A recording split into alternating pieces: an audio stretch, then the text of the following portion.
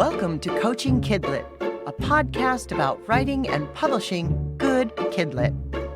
We dig into various aspects of writing craft through a kidlit lens and provide inspiration and clear, actionable items to help writers like you move forward on their kidlit writing journeys. I'm Sharon Skinner, author accelerator, certified book coach, and author of speculative fiction and kidlit, including picture books, middle grade, and young adult. And I'm Christy Yaros, author accelerator, certified book coach, and story editor, focusing on kidlit, including middle grade and young adult. Hey, Sharon. Hey, Christy. How are you this morning? I am great. I'm even better because you have brought us a guest, and I love when we have guests on the podcast. I am so excited to bring to our audience this author illustrator who I have known for a long time. Her name is Tanja Bauerle, and she is also very involved in SCBWI, which everyone knows that you and I are both very involved in the Society of Children's Book Writers and Illustrators. And Tanja has a really interesting journey that she's going to share with us today. So I'm really excited to get started. Hey, Tanja. Hello, how are you today? We're great, but we'd like to hear from you. Really a little bit about you. Give us some of your background, and then let's talk about your journey. Okay, my name is Tanja Bauerle. I'm originally from Germany, but I moved to Australia when I was 11 years old, which is why I sound the way I do. I've always been an artist my entire life, and so I came into Kidlit from the illustration end. I always wanted to illustrate children's books. I didn't really know how to do that. It's not as common of a occupation as maybe being a teacher or a doctor. So I did have some struggles in how to figure out how to do that. But also being German, I grew up knowing that you draw when you're little, and when you grow up, you get a real job, struggling with that aspect of it. But I found my way into it via design. I ended up doing graphic design. I also have a degree in computer animation and have been working as a freelance branding specialist and graphic designer for many years. But I've been working on my illustration. I've illustrated 3 picture books and a chapter book series. But I got to the point where I was really interested in exploring my own ideas and stories, and that's how I got into writing, and I've been kind of journeying down that way for a while. And let me just pop in and say that if you do need any kind of branding or logo development, Tanja is a great resource for that. She's the person who did my rebranding and co-branding of both my author work and my coaching when I started my coaching business, and she did my extraordinary logos. Can't go wrong if you need somebody to do graphic art with Tanja. But Tanja, so you touched a little bit about you moved into writing from doing the Kidlit book illustration. And so tell us a little bit about that. I know you've got a couple of picture books that you've written, and talk a little bit about making that shift from illustration to both writing and illustrating and or writing. I want to first off elaborate on the idea that writing for children is easy, which is a misnomer that's out there. It can't be that hard. It's just for kids. But writing for kids is not easy, especially with picture books. Picture books are very short. They have to have all the elements that a full novel has, from character development to conflict to escalating conflict to story arc. All those different elements are all part of it. I started journeying down trying to learn that craft for quite some time, but I stumbled across an idea that I really wanted to make a wordless picture book because I am an illustrator. However, as I've been working on that project, it has now developed into a middle grade illustrated novel. Wow, that's a big change. It is. But the thing is that sometimes the story or the project you're working on will dictate the format that it needs to be in. Mm-hmm. No matter how much I tried to beat it into a wordless picture book, the subject matter just wasn't a picture book subject matter. I've journeyed through this, going to conferences and workshops and studying online and reading books. So it's quite a journey trying to figure it all out, and learning picture book writing and then figuring out, it's actually a middle grade novel was quite a journey.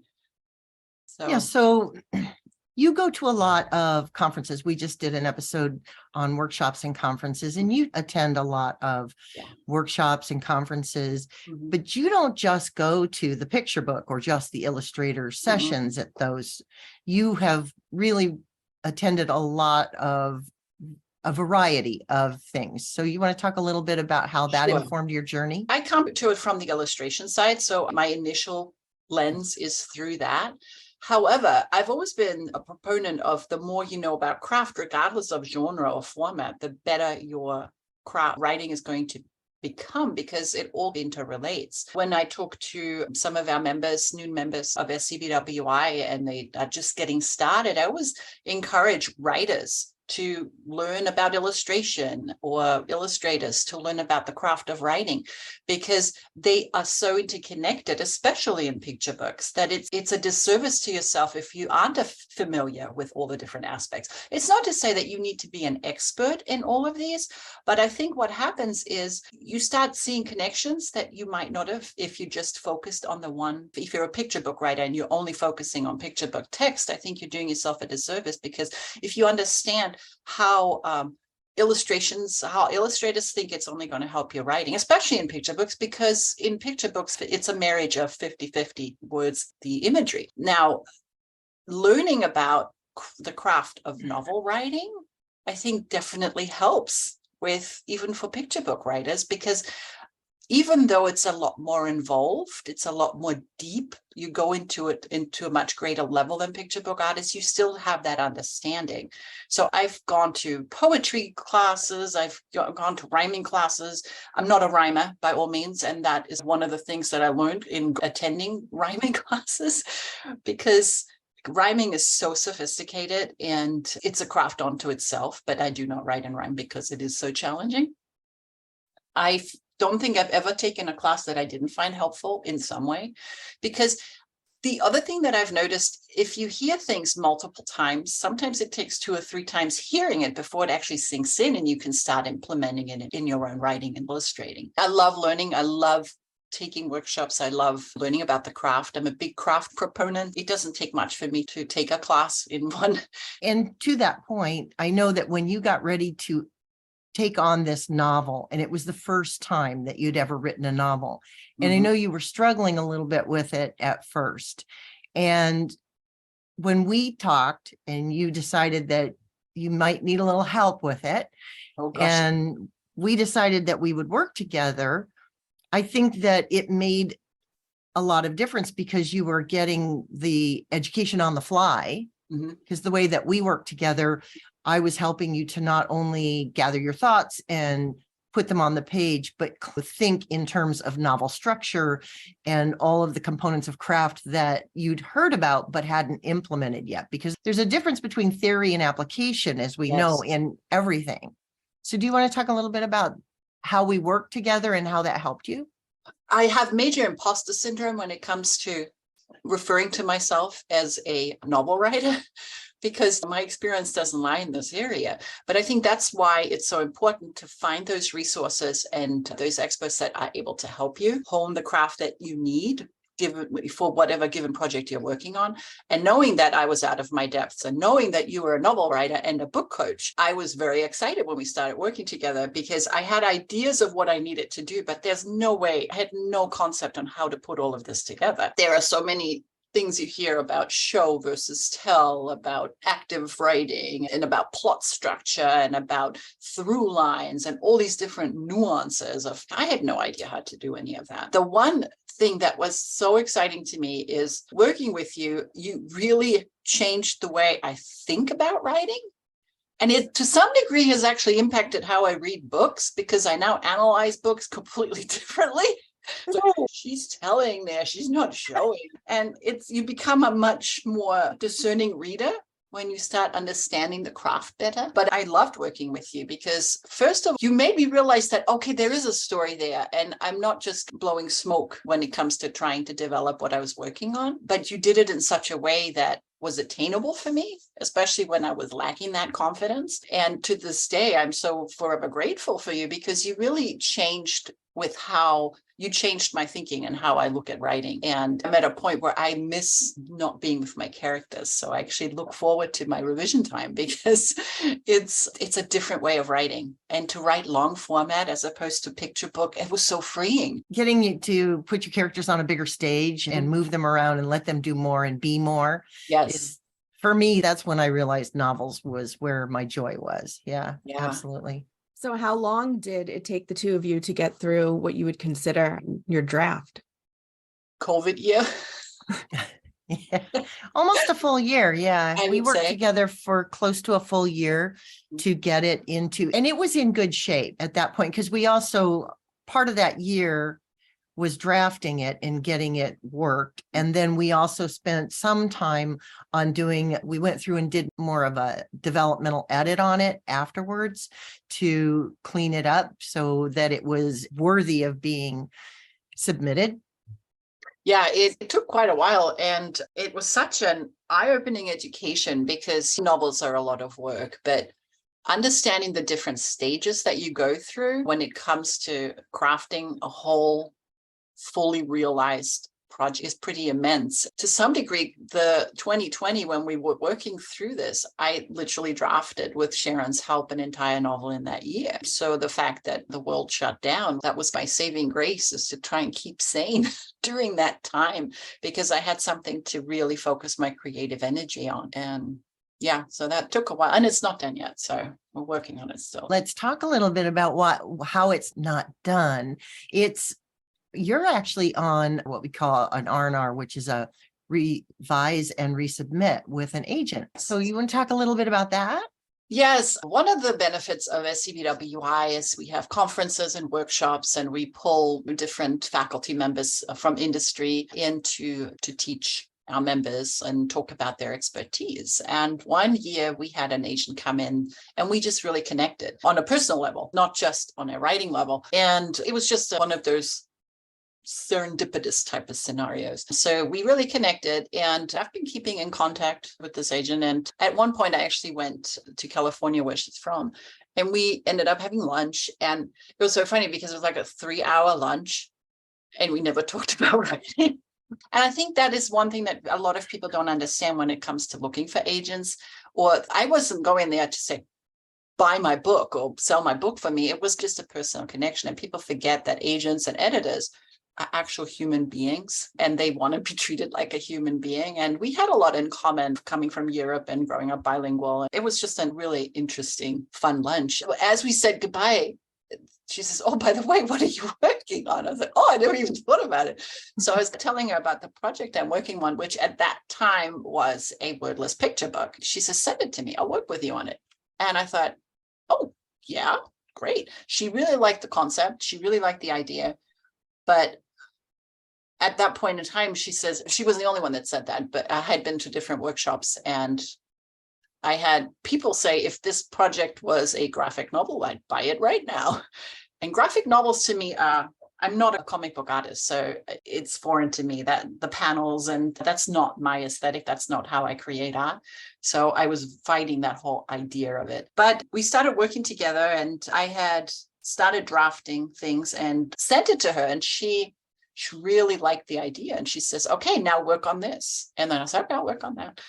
And so when I finally sent her the version that Sharon and I worked on, she said, oh, she was very excited. And I got a long email from her, and it had all this positive stuff. You've got plot, you've got escalating conflict, you've got great characters, you have this great world that's happening. And I'm like, oh, I did it. I got it right. But then but came, right? But now you need to work on this. And so I started working on that. And the last iteration that I had sent to her, she really liked it. And she says, "Okay, now I'll do this." So it's an ongoing back and forth. So I am not officially signed with her, but I think one of the things you've got to realize, if and agents don't have a lot of time. They don't make any money until they sell a project. So when you're working with somebody that is so generous with their time and so forthcoming with help and suggestions, I think that in itself is worth its weight in gold. And I would take that over anything, because it's still a relationship, and I value that above all else. So with the revise and resubmit, had to make sure that the changes that this agent was requesting resonated with you. How did you balance what your vision was for the book versus what you feel like the agent's vision for the book is? One of the big things that she said that was one of the things that I was working on. I hit a lot of the points, but one of the things that she felt was missing is there was a lot of distance. Even though it was telling the story of this one girl, she felt that she was too far removed from it. So one of the things she suggested is play with that connection and explore it, turn it into first person as opposed to third person, which what it was in. And I'm one of these people, I hate first person. I hate first person. First person seems so self-indulgent. I hated it. But I tried a chapter or two and I really fell in love with first person. And it's so funny because as the things that I thought I never would be interested in or things I thought I didn't like, once you start trying them, you start realizing, oh, hang on, it's not really what I thought it was. The fact that it now became first person, I was able to get much more interiority into the character that I was missing on a third person run through on the novel. It was eye-opening to me, and now I really like it, which I never ever even dreamed that I would. And so even though I was reluctant to that change, once I started exploring it, I really liked it. And I think you just said a key word, exploring. So, you can take the guidance that you're getting from an editor or an agent or a book coach and give it a try, even if you're not sure that it's going to work for you, and see if it does resonate and see if it does work for you. And in this case, it worked for you because it sounds like you were able to close that narrative distance or that emotional distance that she was feeling in the story. And you were able to close that gap. And it's working for you and you're enjoying it. And it doesn't always work.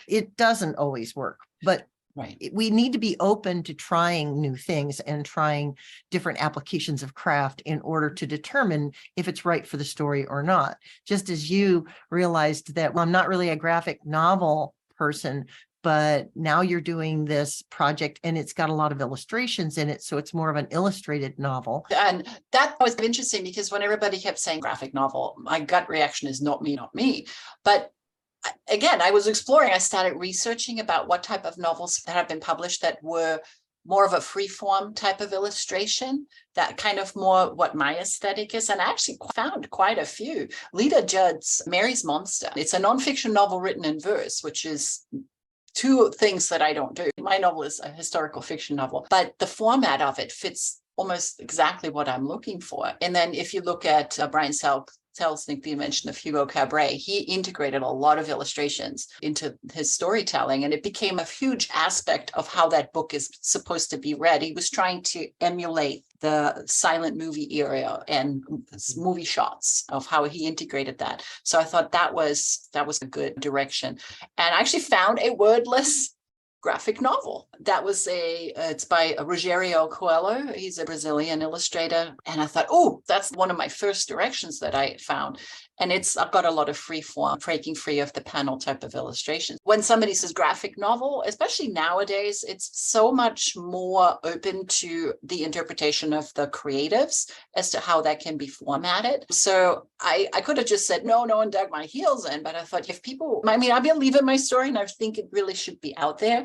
And if that is what multiple industry professionals were telling me, I thought I need to at least look at that as a potential area for me to explore. And I'm glad I did, because I'm able to integrate what I do into a novel format that I hope is going to set it a little bit apart from other ones that are out there. The illustration part, how has that been working with the R&R? It's really interesting because it actually started with me sending her character sketches. I had sent her an illustrated first chapter and she says, I really want you to work on the characters some more, because this agent represents both illustrators and writers. She has expertise in that area, and she gave me some really good suggestions on resources and things and how to explore. And so I did that first. And every time I resent it to her, it was, okay, that's great. Now do this. That's great. Now do that. And I know it's not ready yet, but it's so much closer than what it ever has been in the past. I'm now leaning towards possibly pulling back some more of my illustrations and having it be fully illustrated, but not to the extent that I had it. I don't know. I'm still exploring with that. And I stopped. I had done a lot of the illustrations, but because the writing, the story has changed, and there's no point in continuously illustrating it until the story is completely concrete, because you could literally spend years working on just the illustrations, but it makes no sense to continually illustrate it when the story is not yet set. So I've put a hold on the illustration until the story is 100% done. That's awesome. That's awesome. So that's a heck of a journey to go from illustrator to picture book, author, illustrator to now working on this novel. And I love that you brought up the idea that it's about the relationships that we build with people. It's not about shoving something in somebody's face and say, oh, here's what I'm writing. Oh, look at what I'm doing, or sell what I'm doing. It's about making that human connection, which you've been able to do. And look at what you're getting out of it is all of this amazing support and guidance. And of course, I'm sure she hopes that when it's done, you'll want to sign with her and she'll be able to sell it. But in the meantime, you're both creating something. I don't know how common it is for an agent to work with a non-client this intently, but if you think about it, it makes sense, because an agent needs to know that you are able to revise and that you are able to take suggestions that are presented to you and that you can implement them in a way that is going to resonate with you, as opposed to just, okay, I changed these words, now sell it type of scenario. So my goal is to show her, yes, I see what you're saying. I hear what you're saying. I'm implementing those revisions. And how about this version of it? And to hopefully get to a point that when the story is ready, that she will sell it. She seems very excited about it. So I'm very thrilled about that. I'm going to say it's not as common as it used to be. And that is a very special relationship that you've cultivated there. That's my thinking. And just to find somebody that kind of has a very similar background and upbringing, and to find somebody else that has some semblance of connection, they're embracing that wholeheartedly. Again, you met at an SCBWI function. We were talking about the other day, finding your people and being with your people, and going to conferences can allow us to do that. And so there's a lot to be said for that. And you didn't shove something in her face when you met her. You made a connection. You made a human connection. And I think I love hearing that story, because we were just talking about that last episode about how it's not about just buy my book. It's about making that connection. So thank you for being the model of that. Oh, you're welcome. Yeah, it's interesting, because I think a lot of new writers and illustrators, when they decide they really want to try this, they think about, okay, I have this perfect project and everybody's going to want to sell it. And so they have that type of scenario where they just stick it under, here, sell this. But they forget that there's so much more to it. And I've always been a big believer in having a personal and relationship with somebody before it gets to that point. And especially if it's an agent you're going to be working with, you definitely want that to be a relationship where you have enough commonality, that you get along, that you understand and communicate well together. Because even if you're not on, say, an R&R like you are with this agent, once you sign with an agent, you're a team. And it becomes a very important team in your world, and you really want it to be one where you get along and eye to eye, and you can work together, and you can have those conversations, and you can take feedback, and they can give you valuable feedback, and you can work with it. So yeah, that human element. Oh, we're all people. And I think sometimes writers forget that, and illustrators forget that. They get very excited. We get very excited about what we're doing, and we get very passionate about what we want to do, and we forget that's a person too. So we want to make sure that we remind our listeners that this is about relationships. It's about making sure that you remember everybody, we're all people, and we want to be kind to one another. And I mean, it is relationship based, but it's also ultimately a product that needs to sell. So get used to those revision aspects, right? If you're going to get revision requests and suggestions, I think it's only going to benefit you and your project to at least embrace those and see if they resonate with you, because ultimately it's a product that needs to sell. So that's why I've always been somebody who really tries to love the process. I actually like revising better than drafting from scratch, because I just know every iteration it gets closer to that finished product. The same thing happens when you're working with a book coach too. You want someone that you can work with whose style is similar. I really enjoyed our work together. I thought we worked really well together, that you were able to internalize and grab hold of those things that we were talking about and take them from theory to implementation when the time came to do that. And so you were really a joyful client to work with. Ditto. The two of you were friends first.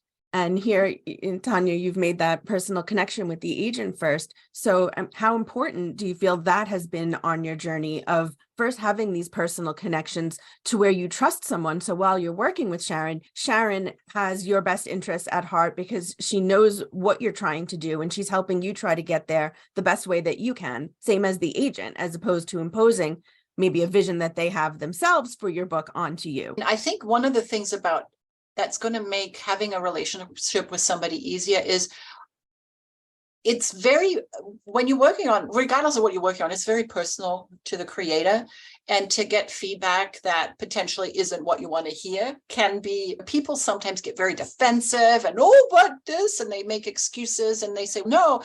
And I think I'm at a point in my career where I value any feedback, and I prefer the constructive feedback that is going to help push me in the right direction, because just hearing, oh, it's great, oh, it's wonderful, it's not going to push you, it's not going to make your product better.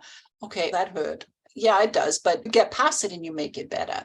And so I think a lot of new writers and illustrators get very defensive if somebody doesn't only have glowing things to say. But I've learned along the lines that you need that feedback. And I think having a relationship with somebody makes that easier to take. But I've had plenty of critiques with people that I've never met prior that have been pretty harsh. I had my very first portfolio critique, and my portfolio was not an illustrator portfolio. It was an out of school artist, animator had all sorts of, and I couldn't draw for 6 months after that critique. But once I started to really marinate in what he was saying, he was 100% correct. It wasn't an illustrator's portfolio. And so I think it's one of those things where you have to learn to hear what people are saying and not take it personal and just apply it to your work. That's a great point. That's a great point. So is there anything else that you'd like to share with us about your journey and about maybe where you're at and what you're thinking your timeline might be, or any of that? First of all, I don't know how people do this without a book coach. I know that we worked really solidly and rapidly for that year, and I don't think I would be where I am if it wasn't for that. You can paddle by yourself through all of these things that you have to incorporate. That in itself has been an eye-opener. I don't think I will ever do a novel without a book coach because it's daunting. I'm working predominantly on pacing right now, pacing and adding more world building, because my original versions, it was very fast paced. And I think it needs some breathing space, especially in the beginning, so I'm working through that. And my timeline is to get something solid finalized by May, which is, yeah, it's going to be tough, but I'm going to do it, because the one thing that I have learned is if you don't do it, nobody's going to do it for you. And it's one of those things where it can be a very lonely little job to write and illustrate, but you have to believe in yourself and you have to set goals and you have to give yourself the time and opportunity to actually fulfill those, because if you don't do it, nobody else will. So you have to be an advocate for your projects. That's a great point. Yeah. So yeah, we hear all the time about people who've spent years working on a novel, and sometimes it's because working solo, it can be harder. So, you know, me, I'm a book coach and I'm an advocate for that. And Christy too. We want to help people do it faster, smarter, better. $6 million book. Oh, there you go. Yes. Oh, Like the $6 million man. Woman. Her too. We want our clients to succeed, and that is why we do this. We do this because we want to help people be successful. And so I'm so excited about where you are in your journey, and May is exciting. I can't wait to hear back because I know you're going to let me know what happens. It's interesting though, because I'm at a point where I can't wait to get to revisions. So I like sitting and getting lost in the characters and making those revisions. I can't wait. I never expected that. I never thought of myself as a writer. I never thought I would be one of these writers that looks forward to talking to a character, but I am. And so I want to thank you for that, Sharon. You're so welcome. I've put the voices in your head from mine. So there you go. But that's so wonderful though, because we'll talk about all the time how this job is hard. It's always hard, whether you've written one book, 10 books, 20 books. Every time you sit down, it's a new experience. You're a different person.